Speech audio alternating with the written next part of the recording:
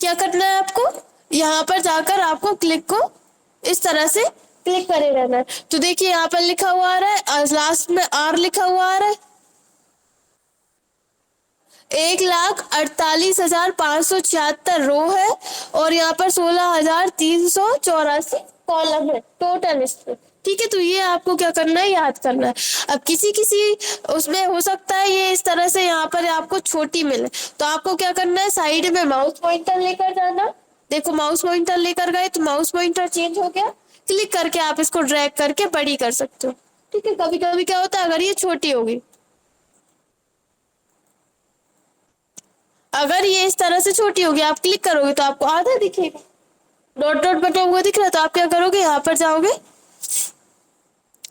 याद कर लेना आप। ठीक है, टोटल रो कितनी होती है और टोटल कॉलम कितने होते हैं। ठीक है, अब इसके बाद टोटल इतने ही होते हैं, आप नीचे तक चले जाइए, आप देखते जाएंगे। देखिए अब नीचे जा रहे हैं, बढ़ते जा रहे हैं। ठीक है, इसके बाद आपको यहाँ पर दिख रहा है प्लस का साइन दिख रहा है। आप जैसे पेज न्यू पेज लेते हो कोई, इसी तरह से यहाँ पर आप और भी सीट्स ले सकते हो। देखो प्लस न्यू सीट लिखा हुआ है, प्लस के साइन पर क्लिक कर रहा है, एक और सीट आ गई, सीट 1 सीट 2, और फिर प्लस के साइन पर क्लिक करेंगे, फिर से सीट 1 सीट 2 सीट 3 इस तरह से आ जाएगा। ठीक है, इतना क्लियर है, बताइए इतने में किसी को कोई डाउट हो तो पूछ नहीं है। अब इसमें नॉर्मली हम आपको बता देते हैं सेल एड्रेस का अपन यूज कैसे करते हैं, मतलब इसमें जो है अपन को गणनाएं जो है वो अपन कैसे कर सकते हैं, कैलकुलेशंस। तो उसके लिए जैसे कि आप नॉर्मली क्या करते हो, जैसे कि हम यहाँ पर लिस्ट बनाते हैं कोई भी, तो आप ऊपर उनके क्या करते हो, नाम लिखते हो। ठीक है, तो यहाँ पर आप क्या कर सकते हो, किसी का नाम भी लिख सकते हो, मतलब आप टेक्स्ट भी लिख सकते हो और साथ में आप जो है नंबर का भी यूज कर सकते हो। अभी हम आपको नॉर्मली बता देते हैं, जैसे कि हमने यहाँ पर कोई भी नाम लिखा, ठीक है, एंटर दबा दिया, कुछ नहीं हुआ। ठीक है, अब हम यहाँ पर कोई संख्या लिखते हैं, जैसे कि हमने यहाँ पर लिख दिया 40, अभी भी कुछ नहीं हुआ। ठीक है, अब हम क्या चाहते हैं, यहाँ पर हमने कुछ और लिख दिया, जैसे हमने यहाँ पर लिख दिया 50। ठीक है, नॉर्मल है। अभी हम चाहते हैं इन दोनों को प्लस करना चाहते हैं। आप नॉर्मली किसी भी चीज को प्लस करते हो तो क्या करते हो, जैसे कि हमने ये लिखा 40, ठीक है, प्लस का साइन लगा दिया और हमने लिख दिया 50। ठीक है, ऐसे करते हैं अपन प्लस, हमने कर दिया एंटर, कुछ हुआ नहीं हुआ। इसमें एक्सेल में जब भी आप कोई फॉर्मूला का यूज करोगे तो सबसे पहली कंडीशन होती है, इसमें आपको लगाना रहता है इक्वल, यानी कि बराबर का साइन। जैसे ही आप बराबर का साइन लगाते हो तो वो समझ जाता है कि आप कोई कैलकुलेशन करने वाले हो। ठीक है, अब इसमें आप दो तरीके से कर सकते हो, एक ही कैलकुलेशन को दो तरीके से कर सकते हो। इक्वल लगाएंगे, हमें 40 और 50 का यहाँ पर नहीं लगा रहा, हम चाहते हैं यहाँ पर आना चाहिए आंसर। ठीक है, तो हम क्या कर रहे हैं, इक्वल लगाएंगे। जैसे ही आप इक्वल लगाओगे वो समझ जाएगा आपको। हाँ देखो ऊपर लिखा हुआ आगे इस तरह से। ठीक है, जैसे ही आप इक्वल लगाओगे वो समझ जाएगा कि आप कोई फॉर्मूला लगाने वाले हो। ठीक है, कोई ना कोई आप कैलकुलेशन करने वाले हो। हम यहाँ पर देखकर लिख रहे हैं, पहले हमने लिख दिया 40 और फिर हमने लिख दिया यहाँ पर प्लस का साइन लगा दिया और फिर हमने लिख दिया यहाँ पर 50, एंटर कर दिया तो देखो 90 हो गया। ठीक है, लेकिन हम अब बाद में हमने इसको चेंज कर दिया, जैसे हमने इसको कर दिया 30, लेकिन यहाँ तो 90 है। तो मतलब नॉर्मली जब भी आप किसी भी चीज से कैलकुलेशन करते हो तो क्या होता है, हमने कोई चीज प्लस की माइनस की, ठीक है, आंसर हमारे सामने आ गया। अब बाद में वो संख्या अगर चेंज होती है तो क्या होता है, अपन को फिर से वही चीज करनी पड़ती है। लेकिन एक्सेल में आप क्या कर सकते हो, अगर आपने किसी फॉर्मूले का यूज करके ये लगाया है तो आप नॉर्मली क्या कर सकते हो कि ऑटोमेटिक आपका आंसर भी चेंज हो जाता है। अगर आपकी कोई वैल्यू चेंज होती है तो आंसर भी चेंज हो जाता है। जैसे कि फिर से हम करते हैं, हम आगे वाले सेल में करते हैं, इक्वल लगा रहे हैं। अभी हमने आपको बताया था एक रो और एक कॉलम से मिलकर एक सेल बनता है और हर एक सेल का एक एड्रेस होता है। ठीक है, तो अब आप बताइए इस सेल का क्या एड्रेस है, C2। तो आप अगर लिखोगे C2 तो ये देखो ऑटोमेटिक उसने इस सेल को सिलेक्ट कर लिया। ठीक है, अब आप क्या प्लस करना चाहते हो तो अपन ने लिखा प्लस, ठीक है, प्लस का साइन लगाया। अब इसके बाद इसका सेल एड्रेस क्या है, D2, तो D2 अगर आप यहाँ पर D2 लिख दोगे तो भी ये ऑटोमेटिक सिलेक्ट हो जाएगा, यदि आप इस पर क्लिक कर दोगे तो वहां पर ऑटोमेटिक D2 हो जाएगा। ठीक है, अब अपन क्या करेंगे, एंटर। देखो 80 हो गया। अब हम यहाँ पर संख्या चेंज कर रहे हैं, जैसे कि हमने इसको भी 30 कर दिया। देखो ऑटोमेटिक वहां पर चेंज होगा।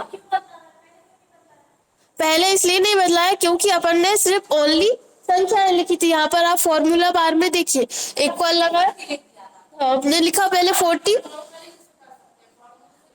लेकिन ये वाला सही रहता है। क्यों फॉर्मूला देखिए, हमने यहाँ पर क्या किया, इक्वल लगाया, पहले हमने 40 लिखा, प्लस कर दिया, 50 लिखा। अब उसको तो यही पता है, उसको 40 और 50 को प्लस करना है। लेकिन हमने जो दूसरा फॉर्मूला लगाया, इसमें हमने क्या किया है, हमने सेल का एड्रेस दे दिया। सेल एड्रेस मतलब इस सेल के अंदर जो भी संख्या हो वो बाद में अगर चेंज होती है, मतलब इस सेल के अंदर जो भी संख्या है उसको प्लस करता है। ठीक है, ये है। तो इन दोनों सेल के अंदर जो भी संख्या थी वो आपको प्लस करके यहाँ पर देगा। इसी तरह से आप माइनस, इंटू, डिवाइड सब कुछ कर सकते हो। ये वाला तो आप उस सेल को सिलेक्ट करो और डिलीट बटन दबा दो तो ये हट जाता। अगर आप कुछ लिख रहे हो, जैसे कि हम इसमें कुछ लिख रहे हैं, कर्सर है, डिलीट बटन दबाओगे तो नहीं होगा डिलीट। कब होगा, जब आपका यहाँ पर कर्सर नहीं होगा। जैसे कर्सर ब्लिंक कर रहा है, देखो डिलीट बटन दबा रहा है, कुछ नहीं।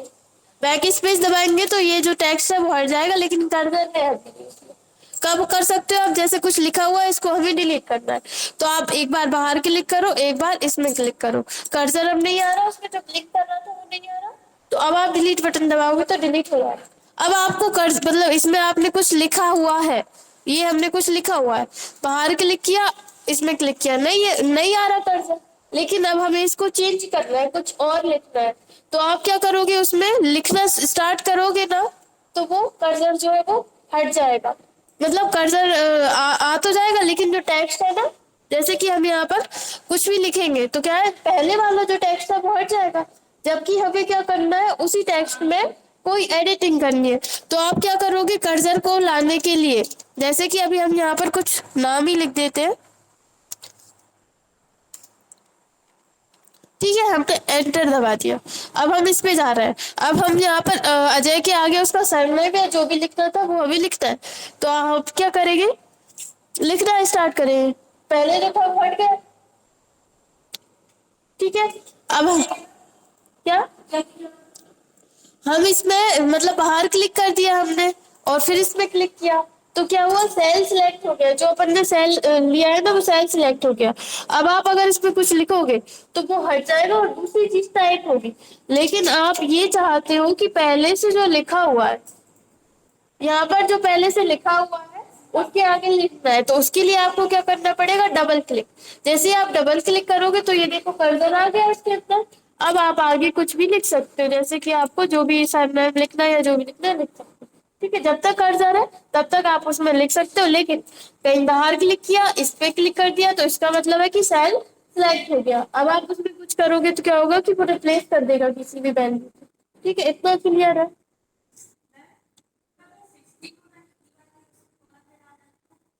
वो हम आपको आगे बताएंगे।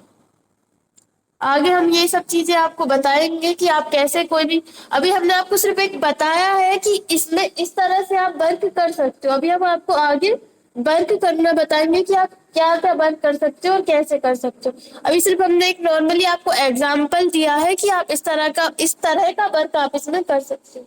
ठीक है,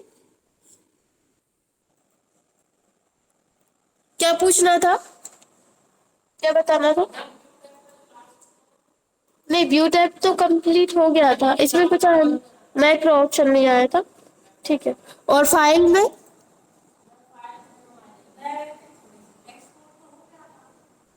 पीडीएफ बनाना आ गया।